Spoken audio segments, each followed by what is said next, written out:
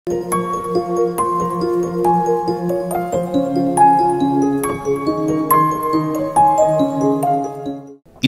ಸಾಂಸ್ಕೃತಿಕ ನಗರಿ ಮೈಸೂರು ಜಿಲ್ಲೆಯ ಕೆಆರ್ ನಗರದ ದೋರನಹಳ್ಳಿ. ಹಚ್ಚ ಹಸುರಿನಿಂದ ಕೂಡಿದ ಈ ಪುಟ್ಟ ಗ್ರಾಮದ ಹೆಸರು ಕೇಳಿದ್ರೆ ಅಷ್ಟೇನು ಗೊತ್ತಾಗ್ಲಿಕ್ಕಿಲ್ಲ. ಆದರೆ ಇಲ್ಲಿರುವ ಬುದ್ಧಿಮಾಂದ್ಯ ಮಕ್ಕಳ ಶಾಲೆ ಅಂದ್ರೆ ಸಾಕು, ಈ ಊರಿನತ್ತ ಕೈ ತೋರಿಸ್ತಾರೆ ಈ ಭಾಗದ ಜನ. ಅಷ್ಟೊಂದು ಚಿರಪರಿಚಿತವಾದ ಆ ಶಾಲೆಯ ಹೆಸರೇ JMJ residential school for mentally retarded.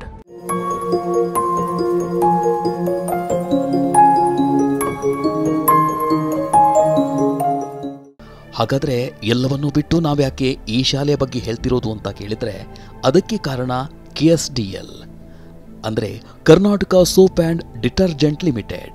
ಅರೆ, ಮೈಸೂರು ಸ್ಯಾಂಡಲ್ ಸೋಪ್ಗೂ ದೋರನಹಳ್ಳಿಯಲ್ಲಿರೋ ಈ ಜೆಎಂಜೆ ಬುದ್ಧಿಮಾಂದ್ಯ ಮಕ್ಕಳ ವಸತಿ ಶಾಲೆಗೂ ಏನು ಸಂಬಂಧ ಅಂತ ಕೇಳಿದ್ರೆ, ಕೆಳಗಡೆ ಕೂತ್ಕೊಂಡು ಊಟ ಮಾಡ್ತಾ ಇದ್ರು ಸರ್. ಈಗ ನೋಡಿ, ಇವ್ರಿಗೆ ಟ್ರೈನ್ ಮಾಡಬೇಕು ನಾವು ಎಂದಂದ್ರೆ ಟೇಬಲ್ ಮೇಲೆ ಕೂತ್ಕೊಂಡು ಮಾಡೋದು. ಯಾಕಂದರೆ ಅಮ್ಮ ಅಪ್ಪ ಅವರು ಹೋಟೆಲ್ ಕರ್ಕೊಂಡು ಹೋಗುವಾಗ ಒಂಥರ ಹಿಂಗೆ ಕೂತ್ಕೊಳ್ಳೋದು, ಹಂಗೆ ಕೂತ್ಕೊಳ್ಳೋ ಮಾಡ್ತಾಯಿದ್ರು. ಬೇರಿನ ಇವರು ಇದು ಟೇಬಲ್ಸ್ ಕೊಟ್ಟಿದ ಮೇಲೆ ನಮ್ಗೆ ಭಾರಿ ಯೂಸ್ ಆಯಿತು. ಒಂದೇನೆಂದರೆ ನೀಟಾಗಿ ಅವರು ಕೂತ್ಕೊಳ್ಳೋದು, ದವೆ ಅವರು ಸಿಟ್ ದವೆ ದೇ ಈಟ್ ಅಂದರೆ ಸ್ಪೂನಲ್ಲೇ ಮತ್ತು ಕೈಯಲ್ಲಿ ಇಲ್ಲ ಸ್ಪೂನಲ್ಲೇ ತಿಂತಾರೆ, ನೀಟಾಗಿ ತಿಂತಾರೆ. ಭಾರಿ ಹೆಲ್ಪ್ ಆಯಿತು ನಮ್ಗೆ ಟೀಚ್ ಮಾಡಲಿಕ್ಕೂ. ಮುಂಚೆ ನಮ್ಗೆ ಅಷ್ಟು ಇರಲಿಲ್ಲ, ಇವರು ಕೊಟ್ಟಿದ ಮೇಲೆ ನಮಗೆ ಭಾರಿ ಯೂಸ್ ಆಯಿತು. ಹಾಂ ಹೌದು, ಇಲ್ಲಿರುವ ಮಕ್ಕಳಿಗೆ ಈ ಮೊದಲು ಕೂರಲು ಬೆಂಚ್ಗಳಾಗಲಿ ಮಲಗಲು ಬೆಡ್ಗಳಾಗಲಿ ಇರಲಿಲ್ಲ. ಇದನ್ನರಿತ KSDL ತನ್ನ CSR ಫಂಡ್ನಿಂದ ಆರ್ಥಿಕ ಸಹಾಯ ಹಸ್ತ ನೀಡುವ ಮೂಲಕ ಈ ಶಾಲೆಗೆ ಕುರ್ಚಿ, ಮೇಜು, ಕಾಟ್ಗಳು ಸೇರಿದಂತೆ ಅಗತ್ಯ ಪೀಠೋಪಕರಣಗಳನ್ನು ಒದಗಿಸಿದೆ. ನಾವು ಇವತ್ತು CSR ಫಂಡನ್ನು ಇಲ್ಲಿ ಬಂದಂಥ ಲಾಭವನ್ನು CSR ಫಂಡನ್ನು ಜನಕ್ಕೆ ಮುಟ್ಟಿಸ್ತೀವಿ. ಜನಕ್ಕೆ ಈಗ ನಾವು ಸ್ಕೂಲ್ಸಿಗೆ, ಕಾಲೇಜಸ್ಸಿಗೆ ನಮ್ಮ ಲೋಕಲ್ MLAs ಇರ್ತಾರೆ ಅಥವಾ DC ಇರ್ತಾರೆ, ಡೆಪ್ಟಿ ಕಮಿಷನರ್ಸ್ ನಮಗೆ ಪತ್ರ ಬರೀತಾರೆ. ರಿಕ್ವೆಸ್ಟ್ ಲೆಟರ್ ಕೊಟ್ಟಿದ ತಕ್ಷಣ ನಮ್ಮನ್ನು ಬಂದು ಇಲ್ಲಿ ಹೆಲ್ಪ್ ಮಾಡುವುದು ಭಾರಿ ಖುಷಿ ಆಯಿತು ನಮಗೆ. ಈಗನೇ ಅಲ್ಲ, ಏನಾದರೂ ನಿಮಗೆ ಬೇಕಾದರೂ ನಮ್ಗೆ ತಿಳಿಸಿ ಅಂತ ಹೇಳಿದ್ದಾರೆ. ಅದೊಂದು ಭಾರಿ ಖುಷಿವಾದಂಥ ಒಂದು ಮಾತು. ಬಂದು ನಮ್ಮ ಮಕ್ಕಳು ನೋಡೋದು, ನಮ್ಮ ಜೊತೆ ಮಾತಾಡೋದು, ಅವರು ಹೇಗೆ ಅವರು ಅನುದಾನವನ್ನು ಯೂಸ್ ಮಾಡ್ತಾ ಇದ್ದಾರೆ ಅಂತ ಅದನ್ನು ಅವರು ನೋಡಿ ಖುಷಿ ಪಟ್ಟಿದ್ದಾರೆ. ಇನ್ನು ಎವ್ರಿ ಇಯರ್ ದೇ ಕಮ್. ಇದರಿಂದಾಗಿ ಈ ಬುದ್ಧಿಮಾಂದ್ಯ ಮಕ್ಕಳು ಇತರ ಮಕ್ಕಳಂತೆ ಬೆಚ್ಚಗಿನ ಹಾಸಿಗೆಯ ಮೇಲೆ ಮಲಗುವಂತಾಗಿದೆ. ಅಷ್ಟೇ ಅಲ್ಲ, ಯಾವಾಗಲೂ ನೆಲಕ್ಕೆ ಒರಗುವ ಬದಲು ಆಸನಗಳಲ್ಲಿ ಬೆನ್ನು ಹಚ್ಚಿ ಕೂರುವಂತಾಗಿದೆ. ಇನ್ನು ನೆಲದ ಮೇಲೆ ಕುಳಿತುಕೊಂಡು ಊಟ ಮಾಡೋದಕ್ಕೂ ಮುಕ್ತಿ ಸಿಕ್ಕಂತಾಗಿದೆ.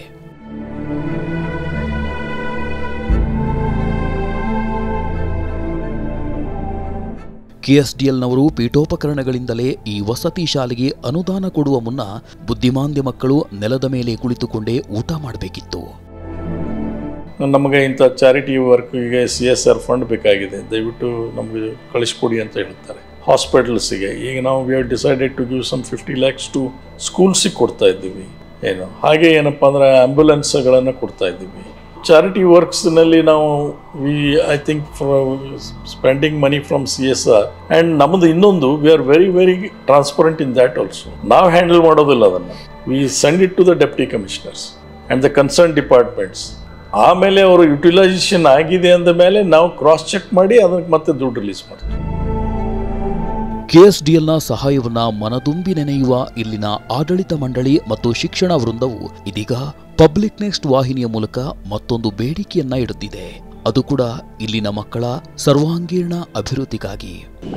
ಒಂದೇ ಎಕ್ಸ್ಪೆಕ್ಟ್ ಮಾಡ್ತೀವಿ ಏನಂದ್ರೆ ವೆಹಿಕಲ್ ಕೊಟ್ಟರೆ ನಮಗೆ ಎವ್ರಿ ಮಂತ್ ನಾವು ಮಕ್ಕಳನ್ನ ಕರ್ಕೊಂಡು ಹೋಗ್ಲಿಕ್ಕೆ ಭಾರಿ ಯೂಸ್ಫುಲ್ ಆಗುತ್ತೆ. ಮತ್ತು ಏನಾದರೂ ಸ್ಪೋರ್ಟ್ಸ್ ಇದ್ದರೆ ಹೋಗಲಿಕ್ಕೆ ನಾವು ಓನ್ಲಿ ಮೈಸೂರು ಸರ್ಕಲಲ್ಲಿ ಹೋಗ್ತಾ ಇದ್ದೀವಿ. ವೆಹಿಕಲ್ ಕೊಟ್ಟಿದ್ರೆ ಬೆಂಗಳೂರು, ಮ್ಯಾಂಗ್ಳೂರು ಎಲ್ಲ ಕಡೆ ಇದೆ ನಮಗೆ ಸ್ಪೋರ್ಟ್ಸ್ ಫಾರ್ ಅವರ್ ಚಿಲ್ಡ್ರನ್. ಇಲ್ಲಿರುವ ಬುದ್ಧಿಮಾಂದಿರಲ್ಲಿ ನಾನಾ ಕಡೆಗಳಿಂದ ಬಂದ ವಿವಿಧ ವಯೋಮಾನದವರಿದ್ದಾರೆ. ಮಕ್ಕಳಿಂದ ಹಿಡಿದು ಮಧ್ಯವಯಸ್ಕರು ಮಾತ್ರವಲ್ಲ, 50ರ ಆಸುಪಾಸಿನ ಮಹಿಳೆಯರು ಕೂಡ ಇಲ್ಲಿ ಆಶ್ರಯ ಪಡೆದಿದ್ದು ಆಯಾ ವಯಸ್ಸಿಗೆ ಅನುಗುಣವಾಗಿ ಅವರನ್ನ ನಿತ್ಯವೂ ಉಪಚರಿಸಬೇಕಾಗುತ್ತೆ. ಹಠ ಹಿಡಿದು ಅಳುವ ತನ್ನ ಮಗುವನ್ನ ತಾಯಿಯೊಬ್ಬಳು ಸಮಾಧಾನ ಪಡಿಸುವಂತೆ ರಚ್ಚೆ ಹಿಡಿದು ಊಟ ಮಾಡದೆ ಅಳುವ ಕೂಸಿನ ತಲೆ ನೇವರಿಸಿ ಮುದ್ದಿಸುತ್ತ ತಿನ್ನಿಸುವ ಅಮ್ಮನಂತೆ ಇಲ್ಲಿನ ಶಿಕ್ಷಕರು ಕಾಯ ವಾಚ ಮನಸ ಕಾರ್ಯನಿರ್ವಹಿಸಬೇಕಾಗತ್ತೆ. ಒಂದು ಗಮನಿಸಬೇಕಾದ ಸಂಗತಿ ಏನಂದ್ರೆ ಇವರೆಲ್ಲ ನಾರ್ಮಲ್ ಶಿಕ್ಷಕರಲ್ಲ ಅನ್ನೋದು. ನಾರ್ಮಲ್ ಶಿಕ್ಷಕರು ಇಲ್ಲಿ ಬಂದು ಕಲಿಸೋಕೆ ಸಾಧ್ಯವಿಲ್ಲ ಬಿಡಿ. ಕೆಲವೊಮ್ಮೆ ಇದ್ದಕ್ಕಿದ್ದಂಗೆ ಅವ್ರು ಆ್ಯರೆಗೆಂಟ್ ಆಗ್ತಾರೆ, ಕೋಪ ಜಾಸ್ತಿ. ಅಂದರೆ ಅವ್ರನ್ನ ಹೆಂಗೆ ಕಂಟ್ರೋಲ್ ಮಾಡಲಿಕ್ಕೆ ನಾರ್ಮಲ್ ಟೀಚರ್ಸ್ಗೆ ಗೊತ್ತಾಗಲ್ಲ. ಅವರೇನು ಕುತ್ಕೊಳ್ಳೋ, ಎದ್ದೇಳು, ಹೋಗು ಅಂತ ಹೇಳಲಿಕ್ಕಿದೆ. ಆದರೆ ಈ ಮಕ್ಕಳಿಗೆ ನಾವು ಬಾಯಿಗೆ ಹೇಳೋದಕ್ಕಿಂತ ನಾವು ಅವ್ರನ್ನ ಒಂದು ಮಾದರಿಯಾಗಿ ತೋರಿಸ್ಬೇಕು. ನಾವು ಫಸ್ಟ್ ಮಾಡಬೇಕಂದ್ರೆ we have to do demonstrate everything. ಈ ಮಕ್ಕಳಿಗೆ ಬಾಯಲ್ಲಿ ಹೇಳಿದ್ರೆ ಸುಲಭವಾಗಿ ಅರ್ಥವಾಗದು. ಏನೇ ಹೇಳಬೇಕಂದ್ರೂ ಮತ್ತು ಅದನ್ನ ಈ ಮಕ್ಕಳಿಂದ ಮಾಡಿಸಬೇಕಂದ್ರೂ ಶಿಕ್ಷಕರಾಗಿರೋರು ಮೊದಲು ಅದನ್ನ ಸ್ವತಃ ಮಾಡಿ ತೋರಿಸಬೇಕಾಗತ್ತೆ. ಆಟ ಪಾಠಗಳ ಮೂಲಕ ಮತ್ತು ನಿರಂತರ ಆಪ್ತ ಸಮಾಲೋಚನೆಗಳಿಂದ ಬುದ್ಧಿಮಾಂದ್ಯತೆಯ ಪ್ರಮಾಣವನ್ನ ಕಡಿಮೆಗೊಳಿಸಲಾಗುತ್ತೆ. ಇದಕ್ಕೆಂದೇ ಇಲ್ಲಿ ನೇಮಕಗೊಂಡಿರುವ ಈ ಎಲ್ಲಾ ಶಿಕ್ಷಕರಿಗೂ ಈ ಬಗ್ಗೆ 2 ವರ್ಷಗಳ ಅವಧಿಯ ವಿಶೇಷ ತರಬೇತಿಯನ್ನು ನೀಡಲಾಗುತ್ತೆ. ನಾವು ಮಂಗಳೂರಲ್ಲಿ ಸಹ ಉಂಟು, and in Andhra, some of them did in Andhra.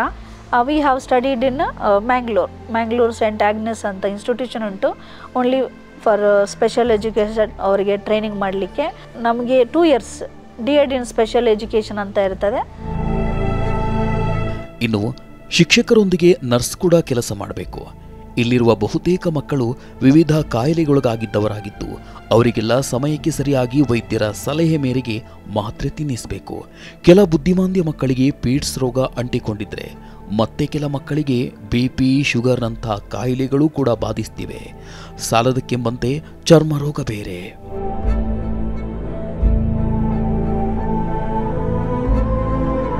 Fits ಉಂಟು, ಎಪಿಲೆಪ್ಸಿ ಕಾರಣ ಕೊಡಬೇಕು.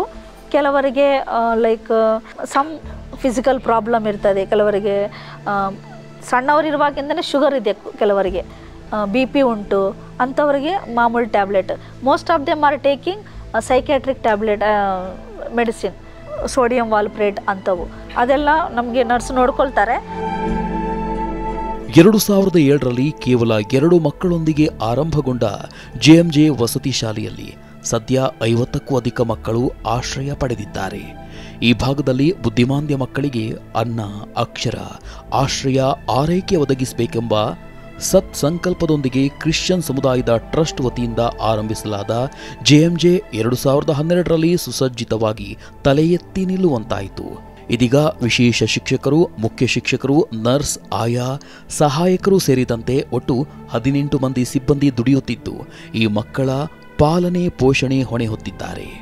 ನಾವಿಲ್ಲಿ ಈ ಸಂಸ್ಥೆಯಲ್ಲಿ ಈ ಬಿಲ್ಡಿಂಗನ್ನು ಫಸ್ಟ್ ಹಾಸ್ಪಿಟಲ್ಗೆ ಸ್ಟಾರ್ಟ್ ಮಾಡಿದ್ದಾರೆ. ಆದರೆ ಸುತ್ತಮುತ್ತ ನಾವು ಹೋಗಿ ಎಲ್ಲ ನಾವು ವಿಸಿಟ್ ಮಾಡಿರುವಾಗ ಅಲ್ಲಿ ಜಾಸ್ತಿ ಜನ ಇಂಥ ಮಕ್ಕಳು ಇರುವುದನ್ನು ನಾವು ಕಂಡುಹಿಡಿದ್ದೀವಿ. ಅದಕ್ಕಾಗಿ ನಮ್ಮ ಸಂಸ್ಥೆಯವರು ಎಲ್ಲ ಸೇರಿ ಈ ಮಕ್ಕಳಿಗಂತೂ ನಾವು ಯಾಕೆ ಒಂದು ಸಂಸ್ಥೆಯನ್ನು ಸ್ಟಾರ್ಟ್ ಮಾಡಬಾರದು ಅಂತ ಹೇಳಿ ಇವರಿಗೆ ನಾವು 2007ರಲ್ಲಿ ಸ್ಟಾರ್ಟ್ ಮಾಡಿದ್ದೀವಿ. ಇಲ್ಲಿ 4 ತರಹದ ಬುದ್ಧಿಮಾಂದ್ಯ ಮಕ್ಕಳಿದ್ದಾರೆ. ಅವರನ್ನ ಮೈಲ್ಡ್, ಮಾಡರೇಟ್, ಸಿವಿಯರ್ ಮತ್ತು ಇಲ್ ಅಂತ ವರ್ಗೀಕರಿಸಬಹುದು. ಸದ್ಯಕ್ಕೆ 4 ಟೈಪ್ಸ್ ಆಫ್ ಚಿಲ್ಡ್ರನ್ ಇದ್ದಾರೆ. ಒಂದು severe, moderate, mild and mentally ಇಲ್. ಈ ಚಿಲ್ಡ್ರನ್ ನಮಗೆ ಮೆಂಟಲಿ ಇಲ್ ಅಂದರೆ ಅದು ಬೈ ಬರ್ತ್ ಬರುವುದಿಲ್ಲ, ಅವರು ನಾರ್ಮಲ್ ಆಗಿ ಇರ್ತಾರೆ. ಮಧ್ಯದಲ್ಲಿ ಏನಾದರೂ ಶಾಕಿಂದ ಅಥವಾ ಏನಾದರೂ ಅವರು ಮೈಂಡಿಗೆ ಜಾಸ್ತಿ ನೋವು ತಗೊಂಡಿರುವಾಗ ಅವರು ಶಾಕಲ್ಲಿ ಹೋಗ್ತಾರೆ. ಕೆಲವರು ಹುಟ್ಟಿನಿಂದಲೇ ಬುದ್ಧಿಮಾಂದ್ಯರಾಗಿದ್ದರೆ ಮತ್ತೆ ಕೆಲವರು ಅವರ ಕೌಟುಂಬಿಕ ಜೀವನದಲ್ಲಿ ನಡೆದಂಥ ದುರಂತಗಳಿಂದಲೋ ಅಥವಾ ಭಗ್ನ ಪ್ರೇಮದ ಪರಿಣಾಮದಿಂದಲೋ ಇಲ್ಲವೇ ಯಾವುದೋ ಒಂದು ಶಾಕ್ನಿಂದಾಗಿಯೇ ಈ ಸ್ಥಿತಿಗೆ ಬಂದು ತಲುಪಿರುತ್ತಾರೆ. ಇನ್ನು ಮೆಂಟಲ್ ರಿಟಾರ್ಡೆಡ್ ಅಂದರೆ ಹುಟ್ಟಿನಿಂದಲೇ ಬುದ್ಧಿಮಾಂದ್ಯರು ಎಂದರ್ಥ. ಇವರನ್ನ ಸರಿಪಡಿಸಲಾಗದು, ಆದರೆ ಇಲ್ ಅಂತ ಕರೆಯಲಾಗುವ ಅಂದರೆ ಯಾವುದೋ ದುರಂತ ಘಟನೆಯಿಂದಾಗಿ ಬುದ್ಧಿಭ್ರಮಣೆಗೊಳಗಾಗಿದ್ದರೆ ಅಂಥವರನ್ನ ಕಾಲಾನಂತರದಲ್ಲಿ ಚಿಕಿತ್ಸೆ ಮೂಲಕ ಸರಿಪಡಿಸಬಹುದಾಗಿದೆ. ಮೆಂಟಲಿ ರಿಟಾರ್ಡೆಡ್ ಅಂದರೆ ಅದು ಬೈ ಬರ್ತ್. ಮೆಂಟಲಿ ಇಲ್ಲ ಅಂದರೆ ಅವರು ಚೆನ್ನಾಗಿರ್ತಾರೆ, ನಮಗೆ ಚೆನ್ನಾಗಿರ್ತಾರೆ, ಎಲ್ಲ ಚಟುವಟಿಕೆಗಳು ಚೆನ್ನಾಗಿರ್ತದೆ. ಆದರೆ ಕೆಲವೊಮ್ಮೆ ಮಮ್ಮಿ ತೀರೋಗಿರ್ತಾರೆ, ಅದು ಶಾಕಿಂಗ್ ನ್ಯೂಸ್ ಆಗುತ್ತೆ ಅವರಿಗೆ. ಸಡನ್ನಾಗಿ ಹೇಳುವಾಗ ಶಾಕ್ ಹೋಗ್ತಾರೆ. ಅದು ಮತ್ತೆ ಹಿಂತಿರುಗಿ ಬರಲಿಕ್ಕೆ ಅವ್ರಿಗೆ ತುಂಬ ಟೈಮ್ ಸಿಗುತ್ತೆ. ಕೆಲವರಿಗೆ 1 year ತಗೋಬೋದು, ಕೆಲವರಿಗೆ 2 years, 3 years, depending upon the severity that he has take up to the mind. ಹುಟ್ಟಿನಿಂದಲೇ ಆಗಿರಲಿ ಇಲ್ಲವೇ ತದನಂತರದ ಶಾಕ್ನಿಂದಾಗಿ ಆಗಿರಲಿ, ಇಲ್ಲವೇ ಕುಟುಂಬದವರಿಗೆ ತಾನು ಬೇಡವಾದನೆಂಬ ಕೀಳರಿಮೆಗೊಳಗಾಗಿ ಇಂಥ ದುಸ್ಥಿತಿಗೆ ತಲುಪಿರಲಿ, ಇವರೆಲ್ಲ ಒಂದರ್ಥದಲ್ಲಿ ಅನಾಥರೇ.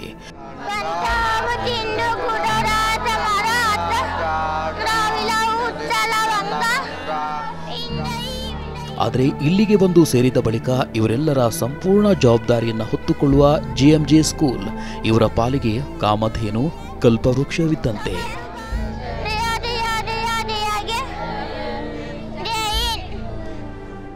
JMJ ಅದು ತುಂಬ ವರ್ಷದಿಂದ ಇದೆ. ಅದು ತುಂಬ ಒಳ್ಳೆ ಸಂಸ್ಥೆ. ಬುದ್ಧಿಮಾಂದ್ಯ ಮಕ್ಕಳಿಗೆ, ಅನಾಥ ಮಕ್ಕಳನ್ನ ಕರ್ಕೊಂಡು ಬಂದು ತುಂಬ ಚೆನ್ನಾಗಿ ಟ್ರೀಟ್ ಮಾಡ್ತಾರೆ. ಅವರೇ ದಿನ 2 ಸಲ ಸ್ನಾನ ಮಾಡಿಸೋದು, ಮಕ್ಕಳಿಗೆ ಬಟ್ಟೆ ಬದಲಾಯಿಸೋದು, ತುಂಬ ರಿಸ್ಕ್ ತಗೋತಾರೆ. ತಮ್ಮ ಸ್ವಂತ ಮಕ್ಕಳ ಥರ ನೋಡ್ಕೋತಾರೆ. ಒಂದೇ ಮಾತಲ್ಲಿ ಹೇಳುವುದಾದ್ರೆ JMJ ಇವರನ್ನೆಲ್ಲ ಮನೆಯ ಮಕ್ಕಳಂತೆ ಕಣ್ಣಲ್ಲಿ ಕಣ್ಣಿಟ್ಟು ಕಾಳಜಿ ತೋರುತ್ತೆ.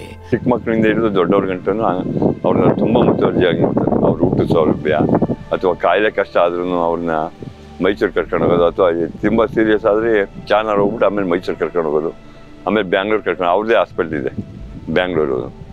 ತುಂಬ ಒಳ್ಳೆ ಇದು ಇದೆ. ಅಷ್ಟಾದರೂ ಈ ಮಕ್ಕಳು ಇತರ ಮಕ್ಕಳಂತೆ ಏನನ್ನಾದರೊಂದನ್ನ ಬಾಯಿಗೆ ಹಾಕಿಕೊಳ್ಳುತ್ತಲೇ ಇರುತ್ತವೆ. ತುಂಬ ಒಳ್ಳೇದಿದೆ ಸರ್, ಎಲ್ಲ ಚೆನ್ನಾಗಿ ನೋಡ್ಕೋತಾರೆ. ಅವ್ರ ಮಕ್ಕಳಂಗೆ ಆರೈಕೆ ಮಾಡ್ತಾರೆ. ಹಾಗೆ ತಿಂಡಿ ಊಟ ಇದರಲ್ಲೂ ಅಷ್ಟೇ ಚೆನ್ನಾಗಿ ನೋಡ್ಕೋತಾರೆ. ಏನು ಬೇಕು ಏನು ಬೇಡ ಎಲ್ಲ ಅವರೇ ವ್ಯವಸ್ಥೆ ಮಾಡಿಕೊಂಡು, ಒಂದು ಟ್ಯಾಬ್ಲೆಟ್ಸ್ ಆಗಲಿ ಯಾವುದಕ್ಕೆ ಏನು ಬೇಕು ಎಲ್ಲ ಚೆನ್ನಾಗಿ ವ್ಯವಸ್ಥೆ ಮಾಡಿದ್ರು. ಇಲ್ಲಿರೋ ಒಬ್ಬೊಬ್ಬರದ್ದು ಒಂದೊಂದು ತರಹದ ಕತೆ. ಈ ಹುಡುಗಿಯನ್ನೇ ನೋಡಿ, ಈಕೆಗೆ ಕೈಯಿಂದ ಊಟ ಮಾಡಲು ಬರೋದಿಲ್ಲ. ಈಕೆ ಹೆಸರು ರೋಸಿ ಎಂದು. ಈಕೆಗೆ ಗಂಡ ಮಕ್ಕಳಿದ್ರೂ ಕೂಡ ಅವರಿಂದಾದ ಅನ್ಯಾಯಕ್ಕೆ ರೋಸಿ ಹೋಗಿ ಇಲ್ಲಿಗೆ ಬಂದು ಆಸರೆ ಪಡೆದುಕೊಂಡಿದ್ದಾಳೆ. ಸುಮ್ಮನೆ ಬಿಟ್ಟಿದ್ದಾರೆ. ಮುಂಚೆ ನೋಡ್ಕೊಳ್ಳೋರು ಈಗ 2ನೇ ಮದುವೆ ಆಗಿದ್ದಾರೆ, ನೋಡ್ಕೊಳ್ಳೋರು ಸರಿ, ಅದಕ್ಕೆ ಅವರು ಹೊಡಿಯುತ್ತಾರೆ ನಮಗೆ. ಈತ BCom ಪದವೀಧರ. ಈಗಲೇ ಕೆಲ ದಿನಗಳ ಮುಂಚೆ ಎಲ್ಲರಂತೆ ಈತನು ಚೆನ್ನಾಗೇ ಇದ್ದ. ಆದರೆ ಅದೇನಾಯಿತೋ ಏನೋ, ತಾನು ಪ್ರೀತಿಸಿದ ಹುಡುಗಿ ಕೈಕೊಟ್ಟಳೆಂದು ವಿಪರೀತವಾಗಿ ಮನಸ್ಸಿಗೆ ಹಚ್ಚಿಕೊಂಡವನು ಮನೆಯವರಿಂದಲೂ ದೂರವಾಗಿ ಕೊನೆಗೆ ಇಲ್ಲಿಗೆ ಬಂದು ಸೇರುವಂತಾಗಿದೆ.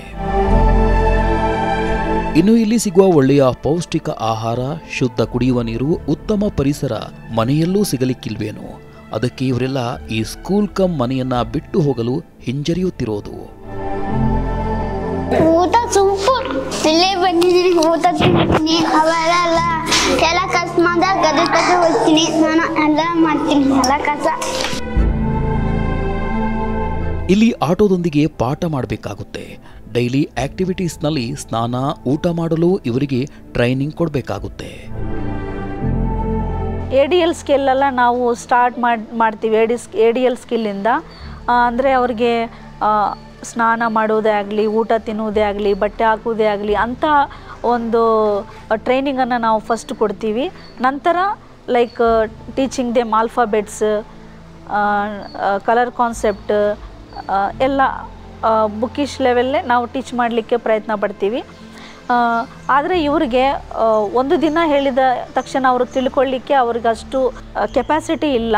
ಆದ ಕಾರಣ ನಮಗೆ 3 ತಿಂಗಳಿಗೆ ಒಮ್ಮೆ ಒಂದು ಪ್ಲ್ಯಾನ್ ಇರ್ತದೆ. ಅವರಿಗೆ ಒಂದು ಚಟುವಟಿಕೆ ಕಲಿಸ್ಲಿಕ್ಕೆ ಒಂದು 3 ತಿಂಗಳು ಅಥವಾ 2 ತಿಂಗಳು ತಗೊಳ್ತೀವಿ ನಾವು. ಇದು ಒಂದು ಭಾಗವಾದರೆ ಇನ್ನು ಪೀರಿಯಡ್ಸ್ನಂಥ ಸಂಕೀರ್ಣ ಸಮಸ್ಯೆಗಳುಳ್ಳ ಹೆಣ್ಣು ಮಕ್ಕಳನ್ನು ನಿಭಾಯಿಸುವುದೊಂದು ಸವಾಲೇ ಸರಿ. ಗಂಡು ಮಕ್ಕಳನ್ನು ಮೇಂಟೈನ್ ಮಾಡಲಿಕ್ಕೆ ಓಕೆ, ಅಂದರೆ ಅವ್ರದ್ದು ಸ್ವಲ್ಪ ಗಲಾಟೆ ಅದಿರ್ತದೆ. ಬಟ್ ಹೆಣ್ಣು ಮಕ್ಕಳನ್ನ ಇದು ಮಾಡಲಿಕ್ಕೆ ಸ್ವಲ್ಪ ಡಿಫಿಕಲ್ಟ್. ಅಂದರೆ ಅವ್ರಿಗೇನಾದರೂ ಪೀರಿಯಡ್ಸ್ ಬಂದಿರುವಾಗ ಸ್ವಲ್ಪ ಮೇಂಟೈನ್ ಮಾಡಲಿಕ್ಕೆ ಕಷ್ಟ. But we teach them. ಇಲ್ಲಿ ಕಲಿತಾರೆ. ಮನೆಗೆ ಹೋದರೆ ಏನಾಗುತ್ತೆ ಅಂದರೆ ಅವರಷ್ಟು ಫೋಕಸ್ ಮಾಡಲ್ಲ ಮಕ್ಕಳಿಗೆ. ಅದೇನೇ ಇರಲಿ, ಮಾನಸಿಕ ಮತ್ತು ದೈಹಿಕವಾಗಿಯೂ ನ್ಯೂನ್ಯತೆ ಹೊಂದಿರೋ ಈ ಮಕ್ಕಳ ಪಾಲನೆ ಪೋಷಣೆಗಾಗಿ ಅರ್ಹನಿರ್ಷಿಯಾಗಿ ದುಡಿಯುತ್ತಿರೋ ಈ ಸಿಬ್ಬಂದಿ ವರ್ಗಕ್ಕೆ ಹ್ಯಾಟ್ಸ್ ಆಫ್ ಹೇಳಲೇಬೇಕಲ್ವಾ. ಜೊತೆಗೆ ಇಂಥ ಶಾಲೆಗಳನ್ನು ನಡೆಸುವ ಮೂಲಕ ಮಾದರಿ ಎನಿಸಿದ ಟ್ರಸ್ಟ್ಗೂ ಮತ್ತು ಇದಕ್ಕೆ ಬೆನ್ನೆಲುಬಾಗಿ ನಿಂತಿರೋ ಸರ್ಕಾರ, ಸಂಘ ಸಂಸ್ಥೆಗಳಿಗೂ ನಾವೆಲ್ಲ ಬೇಷನ್ಲೇಬೇಕು. ಇನ್ನು ಕೊನೆಯದಾಗಿ ಹೇಳೋದಾದ್ರೆ, ನಿಮ್ಮ ಮನೆಯಲ್ಲೂ ಅಥವಾ ನಿಮ್ಮ ಆಸುಪಾಸು ಎಲ್ಲಿಯಾದರೂ ಇಂಥ ಮಕ್ಕಳು ಕಂಡು ಬಂದರೆ ನಿರ್ಲಕ್ಷ್ಯ ತೋರದೆ ಇಂಥ ಸುಸಜ್ಜಿತ ವಸತಿ ಶಾಲೆಗೆ ಸೇರಿಸುವ ಕೆಲಸವನ್ನು ಪ್ರಾಮಾಣಿಕವಾಗಿ ಮಾಡಬೇಕಿದೆ. ಜೊತೆಗೆ KSDLನಂತೆ ಇತರ ಸಂಸ್ಥೆಗಳವರು ಕೂಡ CSRನಂತಹ ಅನುದಾನದ ಹಣವನ್ನು ಇಂಥ ಸಂಸ್ಥೆಗಳಿಗೆ ಹೆಚ್ಚು ಹೆಚ್ಚು ನೀಡುವ ಮೂಲಕ ಸಮಾಜಕ್ಕೆ ಸಮುದಾಯಕ್ಕೆ ಸದ್ಬಳಕೆಯಾಗಬೇಕು. ಇದು ಪಬ್ಲಿಕ್ ನೆಕ್ಸ್ಟ್ನ ಆಶಯವೂ ಕೂಡ.